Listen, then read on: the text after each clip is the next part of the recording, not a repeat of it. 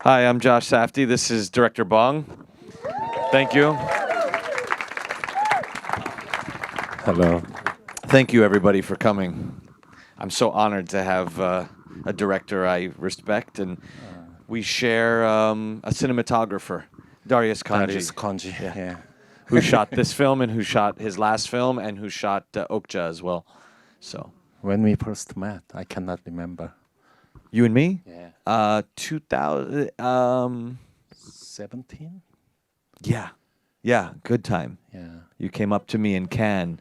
And we did many strange things in Telluride. Oh yeah, very strange things. 거기 산소가 되게 부족해가지고요. There was not enough oxygen in that place. No. 네, 소개를 좀 translator. And I'm I'm the interpreter for Yeah. tonight. Bong pretends not to speak English, but he uses the pauses to say really smart things. 이 준비한 지 되게 오래됐죠. It's been a long time since you've been preparing the film. 6 years, yeah. Yeah, 6 years. Do you remember I sent you the Oh, yeah. strange the Ping pong. comic book Yeah. 탁구에 관한 The manga. 만화를 추천한 적이 있어요. I once recommended him a cartoon about table tennis. The manga. Yeah. Yeah. 뭐이 스토리와는 전혀 관련은 없는데. It's completely unrelated to this film, though. But it's but what I liked about it was the seriousness. I mean, in Asia, the sport is completely different than it is in the West. Now in Europe, it's becoming big again, but it's started with the Japanese. Yeah. Why ping pong? You Uh, play? I do play, yeah. Ah, really? I play. It was more about the dream. About my wife, who's a producer on the film, she bought me a book that was about this world in 1952, and what I responded to were the characters, and my uncle played with a lot of these guys, and what was interesting to me is they were young men from the Lower East Side, children of immigrants. And they had a dream that no one respected. And because no one respected it, it made them believe in it even more, and it hardened them. And it gave a sense of urgency to the dream, that every moment the dream wasn't realized, it was a moment that the dream died. And there was an attempt of these men, or at least I was interpreting it to control their fate, as if it was a heist. So I like to say that this movie is like dreams as heists on fate. 그 굴욕을 견뎌내는 이야기 같기도 하고요. 어떻게 하면 그 모욕과 굴욕을 이겨낼 수 있는지에 대한. It also seems like it's a story about how to endure humiliation and being disgraced 존경받을 수 있을 때까지. until you're finally respected. It is absolutely a movie about humility and being humbled by life, being humbled by time, the infinite, fabric of time. Spanking in public. Yeah. Well, it's being humbled. It's being humbled by power, greed, capitalism, the limits of individualism. It's about infinity. 그 모든 얘기를 풀어내기 제일 좋은 시기였던 건가요? 1952년이. And was 1915 the best time period to unravel all these stories? 1952 was when the Japanese came out of isolation. So it was the end of the U.S. occupation, and it was and there was something very poetic about the American dream that the Japanese took on, because America wrote the Constitution of the Japanese and introduced individualism. And here you have this, hardcore American dreamer, this rugged individual, and he's you get to see individualism implies a certain sense of freedom, that you're not tied down by anybody, you can do whatever you want. But the reality is that you actually have no agency in the drive to be an individual, and you see the limits of that. And I think at the end, when in Japan, I think you're seeing the Japanese people who have just recently adopted this idea of individualism and the American dream and the local hero, with the eradication of the emperor. I think you're seeing them watch somebody who feels hollow, who feels alone. Individualism is incredibly lonely, and the movie is also about belief. So, I think at the end, you are seeing the humility amongst the Japanese people and amongst Marty. 영화 시작할 때부터 보면은 정자들이 막 헤엄치는 걸로 시작을 하는데. And as you can see at the start of the film, you have all the sperm swimming. 그 경쟁이 엄청 치열한 거잖아요. 선택받기 위해서. Such fierce competition right from the start in order to be chosen. This one sperm dreamed very big, and had a purpose, and fate is a very curious thing. That egg, for a while, everyone, the science believed that the best sperm infiltrated the egg. In recent, studies, they realized that the egg actually decides which one it wants to let in, and it opens up, and that's happening on a molecular level. And there's something, beautiful that there's this survival of the fittest at the smallest level. Exactly. Actually, It's chaos. 그 정자는 티모시 샬라메 그 마티의 정자고 이제 걔가 아빠가 되는 거지만 오히려 영화를 보면은 본인이 태어나는 것 같은 느낌이었어요. 마지막에 애가 태어났을 때 이제 막 티모시가 막 우는데 라스트 씬에서. And that sperm is Marty's, so it's his own offspring that's being born at the end of the film. But when watching the film, it was almost like Marty was being born at the end. Yeah. His birth, when he was crying, seeing the baby. 티모시 본인이 태어나는 느낌 같은 약간 희열감이 있었는데. Yeah, it's like a thrill of Timothy himself being born in that moment. Timothy the actor. Yeah. Interesting. No, Marty. Marty, okay. Because Sorry.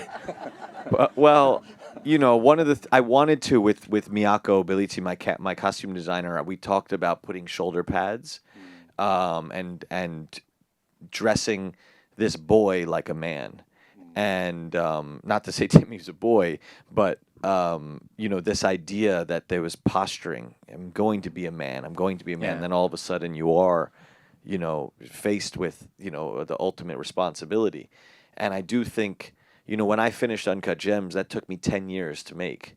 Me and Benny made all these other films, and when the movie was finished, I saw you, and I felt a hollowness. I felt empty, because that was my dream, that was my passion, that was my purpose, and next thing you know, it was gone.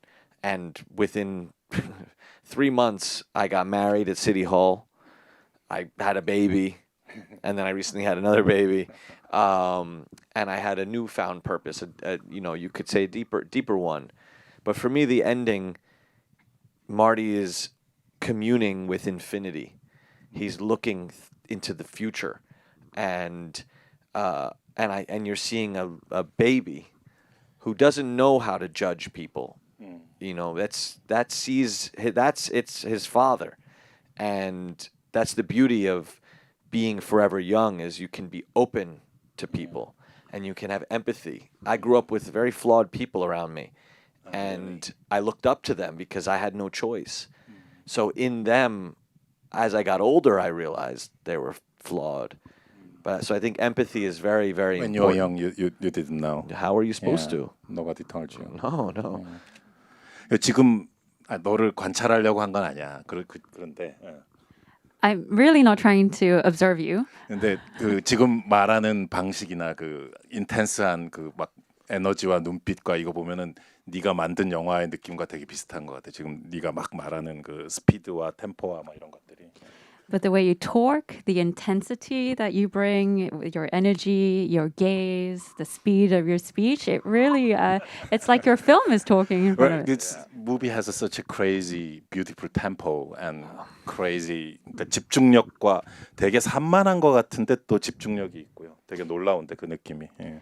The film has a really surprising concentration and focus to it, even though it seems really chaotic. Like table tennis. Yeah, exactly. Yeah. That same tempo and also the Uncut Gems도 비슷했던 것 같거든요. 뒤에 후반부에. 예. And I think Uncut Gems was similar in the latter. When I first watched the first time watching this movie, I imagine the very last 30 minutes of Goodfellas.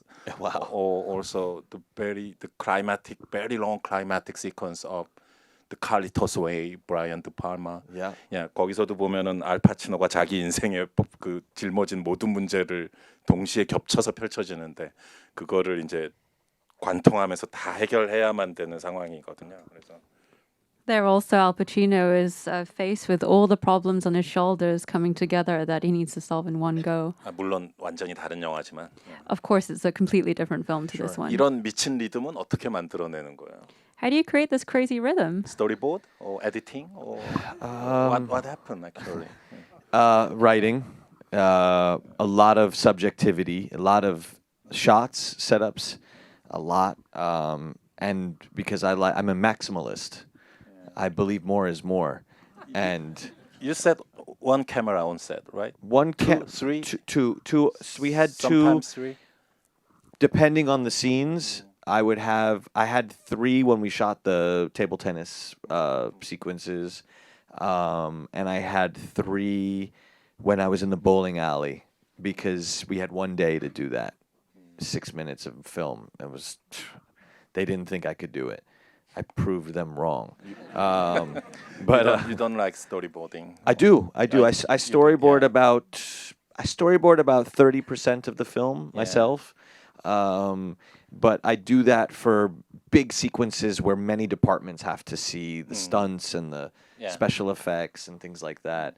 But for me, it's about understanding the subjectivity, and I'll do a lot of blocking on the paper. So I designed the set with Jack Fisk, and he and I will work closely in the map, or I'll imagine the way people move, and when you're writing the script, and then I'll be able to do my shots as if I'm on set, inside this piece of paper, and then I would hand the maps to everyone in the camera department. And Darius came up to me and said, the shot list is great, the storyboards are great. I was like, what did you think of the maps? He goes, I had no idea what was going on in that. I'm sorry, it made no sense to me. I said, okay, makes sense to me.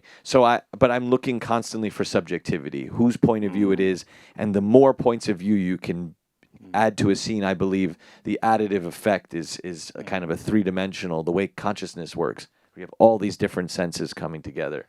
그 subjectivity라는 그 키워드가 에디팅할 때도 그럼 되게 중요하겠네요. And I'm editing too, And I imagine subjectivity is very important when you're editing. So I'm writing with Ronnie Bronstein, and I'm editing with Ronnie Bronstein. So when we're editing, we can curse the writers, and I can really yell at the director. Luckily, I know this. I know everything that we shot, and I use 85% of my setups, and maybe a little bit more. And so when we're editing, we don't look at the script ever, and we do no rough cuts. We go from the first frame, and I don't watch dailies during production. So when we arrive in the edit, it's like we're archaeologists writing the movie all over again. So, and we're finding it slowly. But the first act of the film is the dream is very alive. And then when he loses, really when the cop shows up in his kitchen, the dream becomes a nightmare. And people forget nightmares are dreams also, and they are. And usually a pursuit of a dream can be nightmarish. So that's when it becomes quite chaotic. 그 한국 in Korean film industry, the on-set editing is very common. We also use on-set editing. We shoot at the same time we edit on set. Yeah, people do that. How about you? No, I don't look at the movie. Yeah. It's a mystery to me. For me, I've made all these films that were contemporary films. When I wanted to do this period, I was scared because I didn't have the luxury of being able to just go out into the street and use real life. So with my, all my department heads, Jack Fisk, Miyako Belizzi, my camera does the costumes, Kay Giorgio, who did my hair. I think you worked with Kay or no? No, I don't think you worked with Kay. The Jennifer Vendetti, my casting director. The people become part of the fabric of the world. So I had to create life from the ground up so that I could go into this world and turn that part of my brain off and steal the movie. So I was in there as if I was Cinderella and the clock was going to strike midnight and I was going to turn into a pumpkin. So I had the time. I said to Jack, I have a time machine. You create 1952. I'll help you do it. We'll cast the 3,500 extras. We'll go to Japan. We'll shoot in Japan. I said, but when I get into my time machine and I'm going to go for all of us. And I'm going to go to 1952 and I'm going to capture 1952, but as if I'm from 2026. So it has a feeling of this that we can relate to, because when someone tells you a story verbally, you're not picturing period. You're relating to the emotions. Emotions are timeless. So that was very hard on this, the building of the world. And I give credit to my department heads because this was hard. 근데 되게 놀라웠던 게 1952년에 티모시 샬라메가 그렇게 어울릴 줄 몰랐어. 너무 잘. What was really surprising was how Timothy Chalamet suited the time period of 1952. 그는 지금 박수를 쳐주고 싶은 마음인데 티모시는 정말 놀라웠던 것 같아요. Really want to applaud him. It was really astounding. Yeah. Amazing performance. What was his first reaction when he first time read your script? Well, I was working with him since 2018 is when I talked to him about this project. So he was involved in it. I was sending There was no script yet. character biography. Long, what it was like, what happened when he was born, where did his father go, when did the father leave, what was going on with his mother. His mother was institutionalized briefly. There's a crazy biography that he would learn in real time. And then he would watch the team come together, and he would read pieces here, pieces there. But when he read the script, I don't like to bother actors when they're working on someone else's movie. I don't bother them. I don't talk to them. So he was doing Dylan, the Complete Unknown, and I just didn't text him or email him or call him or nothing. So the second he rapped, like 1 hour after he rapped, I sent him the script. And he came to my office like the next day. He still sounded like Bob Dylan. And he read the script right in front of me. And he was crying. And he couldn't believe, because when I cast people, and I don't care if they have one line or 1,000 lines, I'm casting the essence. It's a documentary, and I'm using their soul, and I'm taking their brain outside of the head, and I'm drawing with it, and he, I think, felt that. He's like, wow, this person it's like a suit. I was a tailor, and I made the suit just for him, and I don't think he had that experience before.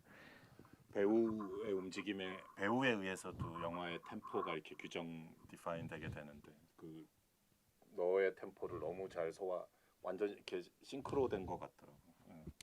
The actor's movements can really define the film's tempo, and I feel that he really absorbed well your tempo to be compatible with the film. Of course, you manipulated it well. I had him drink a lot of coffee, always. And I would always tell him to do, sometimes he would do a line of dialogue and say, twice as fast, go. And then I said, you're speaking as if somebody might turn you off at any moment. So you have to get it out as quickly as you can. That's the dreaming. That's the urgency of the dream there.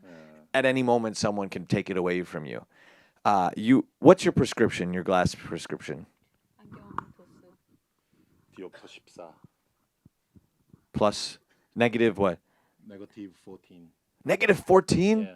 Wow, you have. bad eye. I have. Okay, so Why are you asking that? I'll ask you because negative 14. So early on, Timmy and I were discussing Marty, and I said to him, I want him to have very bad eyesight, particularly with a sport that demands precision and visual acuity. And I thought that it also would mean, in 1952, your glasses were thick like this, and it would imply a life of impairment, one down, underdog. And I said to him, I want to put plus 10 contact lenses and negative 10 glasses. So he called me from he called me from the. I told him I talked to my doctor. He said it's okay, and 세그에서 뭐라 하지 않았어? 세그. Didn't SAG have something to say about this? it's totally safe. I talked to a doctor. I went to my eye. I actually had a problem with my eye, and as he was working on my eye, I said, "Can I ask you a question?" And he said, "Why?" I said, "Is it harmful to put contact lenses and lenses?" He goes, "Nothing wrong with it. It's annoying, but it's nothing wrong with it." And he called me with the negative 10. He said, "This is too much." He's like, "I'm dizzy. I feel like I'm in a fishbowl." And then we went down to 6.5 or something. But he, after the second day, we were in the Paris restaurant where he's talking to Milton. And 1952, everyone's smoking. I'm having people screaming. My dad shows up. He speaks French. I said, "Bring all your French friends." And they're screaming so loud. My dad doesn't understand. But I keep the extras talking. The sound people came to me and said, "Who's talking over here? I can't hear Timothy." And I said, "Oh, it's my father." And I go up to him. I said, "Dad, you can't yell, and you're yelling about an iPhone. It doesn't make any sense." And he says, "Oh, I'm sorry." And he goes, "Can we get more food?" I said, "This is the prop food." He ate all the prop food. Anyway, so because this scene, I did 2 cameras that day because it was Kevin O'Leary who played Milton. It was his first day, and he had never acted before. And I had done, rehearsals with him, and I made the script to him, but I said I'm going to do 2 cameras as long as it doesn't compromise the composition. So very long lenses, but because it was 2 cameras, Timmy had to keep the contact lenses in all day. So that night at 2 a.m, he texted me a picture of his eye, and it was all closed. And I said, "Oh no, what did I do?" And the next day I go in and he says, "Look, Josh, I'll give you everything. You know I'm giving you everything." I said, "I know, you train table tennis." He goes, "But my eyes, they're kind of important to me." And it was the way he said kind of important to me. I realized this guy was willing to give up his eyes for this movie. So we took a break for a little bit and we didn't do close-ups and we used ones that had no prescription in it. But it was... he really did transform himself, and we gave him 1 hour a day in makeup. 야, 스킨 톤. Skin, yeah. Yeah. 얼굴 스킨이 정말 놀라웠어요. 그 스킨 톤이. It was really surprising the way his skin transformed. Yeah, Gwyneth skin Pal- tone of the year. I think. Yeah. Gwyneth Paltrow came to me and she said, "Nobody told me, Timothy, people don't talk about the skin." And I said, "What do you mean?" She goes, "He has really bad skin." And I said, "Okay, that's makeup." And she was like, "Oh, okay. It's really good makeup." So 진한 눈썹하고. we And put the thick eyebrows. yeah. So he has one, but we put every day as part of his makeup chair. We put in hairs, individual hairs. I think 100 hairs every day. Yeah. So if in the close-ups you can see there's hair, but that's fake. So Kira Pachenko, the makeup artist, and Mike Fontaine, they would put them in and not sew them, but weave them into his real eyebrows. 정말 이런 모든 걸 다 동원해서 인생 캐릭터를 만든 것 같은데. Really, truly recruited everything, like all these tiny details to make the character of your life. 네가 요구하는 그런 템포를 소화한 것이 또 물론 가장 놀랍고. And the most surprising thing was that he was able to absorb the tempo that you wanted for the film. 공원에서 이제 갑자기 프레임인 하면서 기네스 펠트로한테 너 목걸이 25개 있다며라고 얘기할 때 보면 그 완벽한 조시 사프티 리듬감을 갖고 있는 것 같아요. And in the park, in the scene where he really comes into Gwyneth Paltrow suddenly and says, "But you have 25 of these necklaces," he really embodies the tempo of Josh Safdie. Oh, well, 어떻게 그런 as long 대사를 as you 쓸 just say 수 있어? 너 좀 tempo. 이상한 사람이야. And 진짜. how could you come up with a dialogue like that? You That's truly a- are a strange man. I can't take all the credit. I write with Ronald Bronstein, but when the writing process is so many years now, 15, 17 years of working together, so you don't know how these things come to be. But Marty does not know when to stop, and but he's always a logic. She does only have 25 of them, and they said they mean nothing to her. In fact, they only remind her of pain. So it's a great moment in the movie. It was a moment that we knew when we were writing it. Will be a funny moment. 예, 기네스 펠트로도 그렇고 모든 캐스팅들이 다 정말 훌륭했던 것 같은데 그 사람 얘기를 안 할 수가 없을 것 같아요. Gwyneth Paltrow included, everyone that you cast were really superb in the film, but there's one person that really is a standout. You cast Abel Ferrara. Wow. Yeah. What happened? I've known Abel a long time. I knew him when he was not sober. I knew him when he was living above a kitchen in Little Italy, and I had gave him a small part in a film long time ago. Long time ago. You were in his movie. I put him in a very small part in. 사람을 출연시켰다고.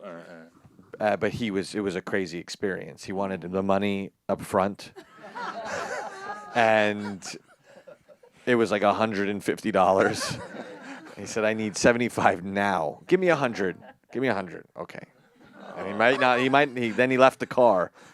Anyway, it was crazy. But he is known as the actor's director, and he's such a romantic and a purist, and he also is a street poet, and he knows the life of the streets, because when you are addicted to drugs, you are running around in dangerous circles. So and you can see in his films, and when I cast somebody, I want you to know the character before they open their mouth. I want you to feel them immediately, the way you would feel any walk of life. You meet somebody, you're like, something's going on here. 그 아우라가 대단했던 것 같아요. 그러니까 화면에 있기만 해도 별 연기를 안 해도. He has such an impressive aura. Just being on screen, even if he doesn't do much, it's very impressive. 아벨 페라라가 이제 떨어진 욕조에 팔이 낀 그런 팔이 부서진 그런 걸 어디서 볼 수 있겠어요? 이 영화가 아니면. And where else could you see Abel Ferrara's broken arm in a bathtub other than in Marty Supreme? I don't think anywhere. He also hates dogs. Really? Yeah. So, and Tyler also is allergic to dogs. So, I had actors who were like, "Get me away from the dog." But Abel ended up falling in love with this dog because the backstory is that his family left him because he was such a bad guy, but he kept the dog, and so the dog meant everything to him. That But puppy running in the dust was the real shooting. That's not that's real. VFX. That's real. It went 5 nights in a row at dusk. Every day. It was so hard to get. Finally we got it. Because No animal harmed during making of your movie, right? Yeah. No. We had the Humane Society on set. We had so many animals in the movie that they said they've never been on set more than on my film. We had a sea lion. Right. In the pet store, we had 100 pets. Because when I said to Jack, I said, when Marty runs in there, when the actors get inside there, I want it to smell like a pet store. I want it to sound like a pet store. So we had Humane Society came by and they were like, "Oh my God, there's a lot of animals here," and I was like, "We're only touching the armadillo and the rabbit. The sea lion was very hard to work with." But they trained for 5 months learning how to hit the ball back. Yeah. You know, one of my the cousin is former Humane Society vice president. So Seriously? when I was shooting okja, so yeah. Oh my God. So many tricky situations happened. Oh but yeah. anyway, When we went yeah. to Japan, Yeah. the pig, we were like, well, we're going to Japan. They asked to see the script pages, and they're like, what is going on with the pig? And we said, oh, it just comes out, and this, no big deal. You don't have to travel to Japan. They said, we're coming to Japan.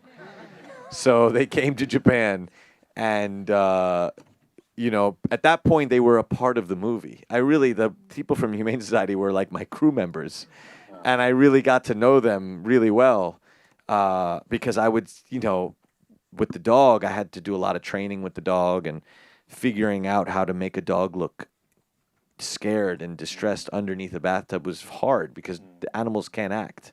You know, they do. And they reminded me of that. I said, well, can it act scared? They said, that doesn't work that way, Josh. And we can get it to do something to make it look scared. But Abel did not like being around the dog. But he was a great actor, and he would do it for me. And what was great about having a director in the scene is it was like having an ally. He knew, like, okay, for example, we were running out of light.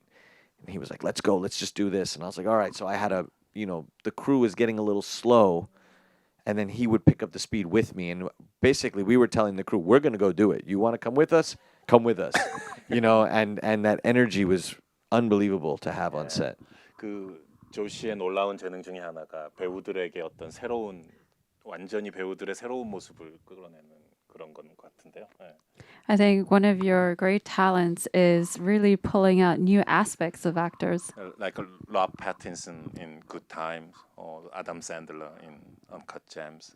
이번에는 이제 기네스 펠트로가 또 그런 면이 있었던 것 같은데. And now for this film, Gwyneth Paltrow, I think you pulled out a new side of her. 스크린라이팅 할 때부터 이미 염두에 두지 않았을까요? 그렇게 추측해봤는데.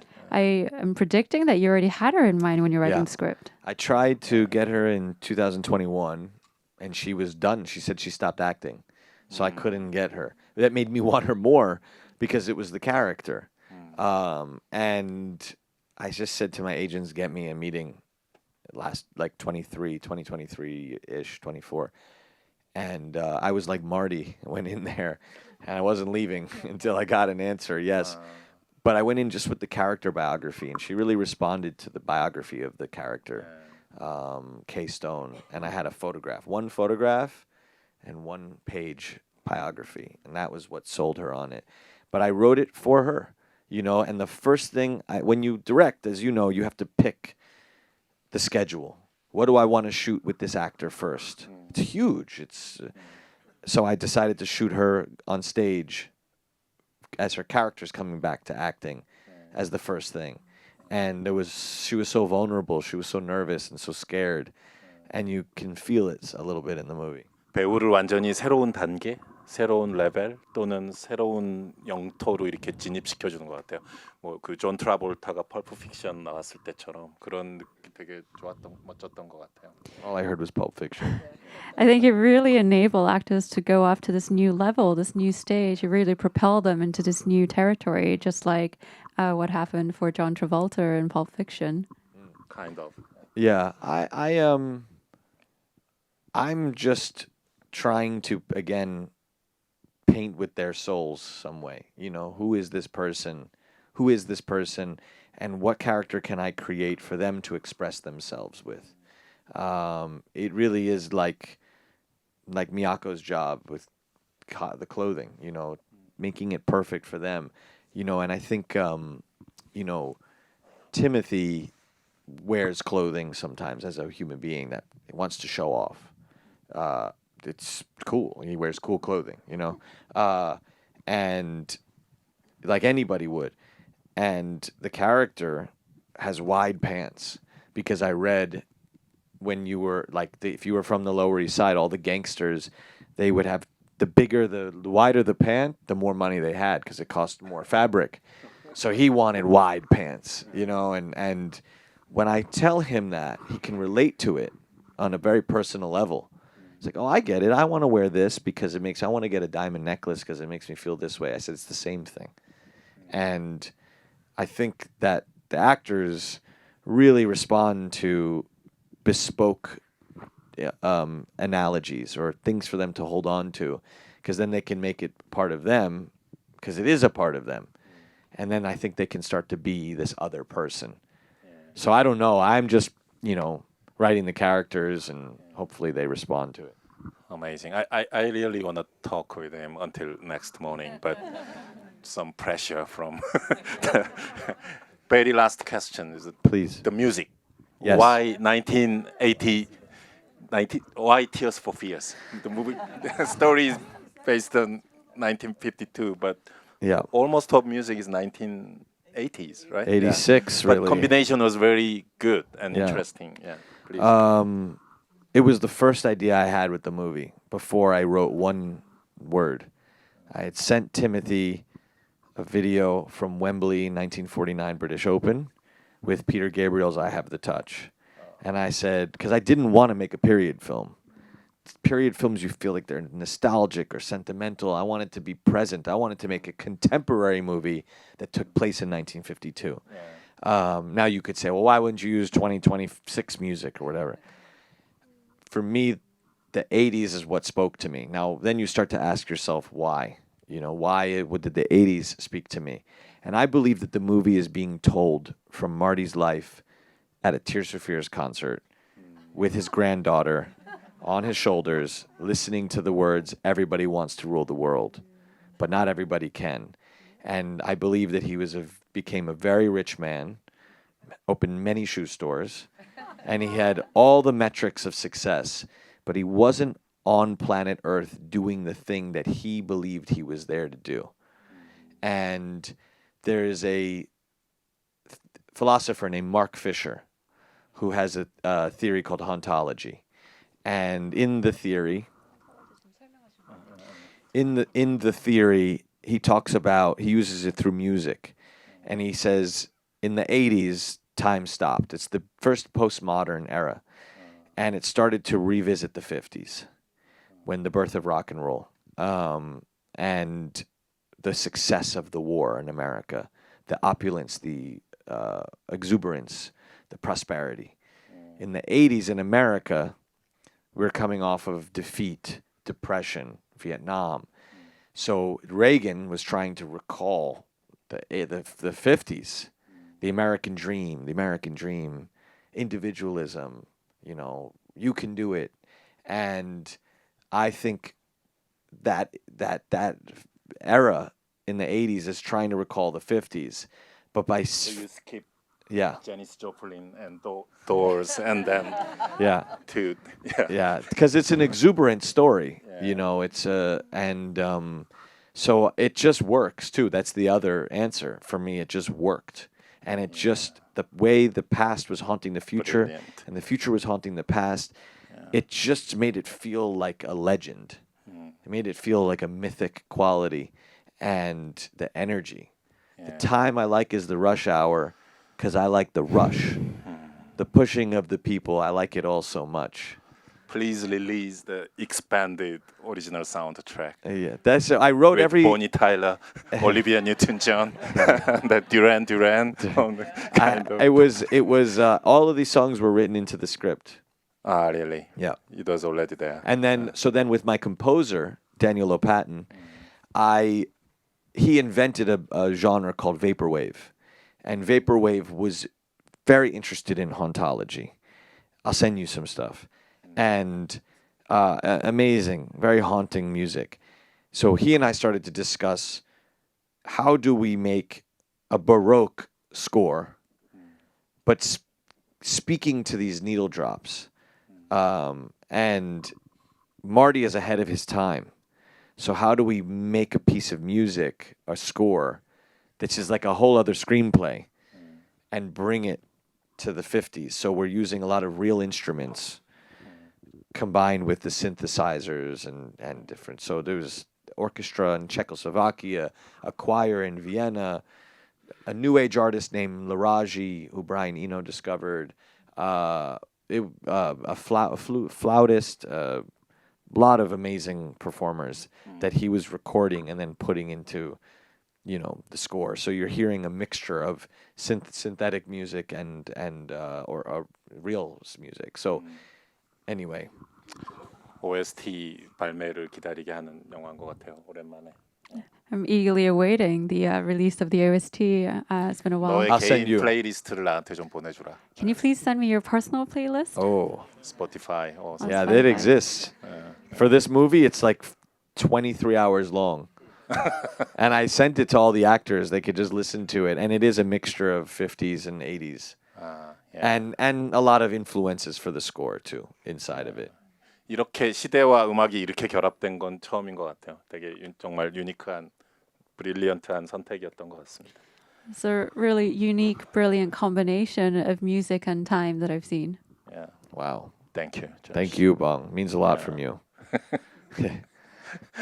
Bong Joon Ho. Director Bong. Josh Safdie.